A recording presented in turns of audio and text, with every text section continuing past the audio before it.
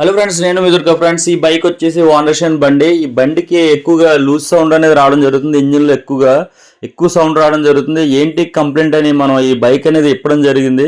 ఈ బైక్ ఇప్పించు మనకి ఈ రాకర్ ఆర్మ్స్ రెండు rocker arms and timing chain, tensioner వీలు, రోటర్ వీలు, ఈ వీల్స్ అనేవి ఈ సామాన్లు అనేవి పోవడం జరిగింది.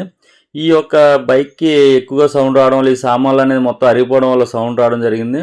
ఈ విధంగా మనం ఈ టైమింగ్ చైన్, రాకరమ్స్ అనేది బైక్ వేయడం జరిగింది.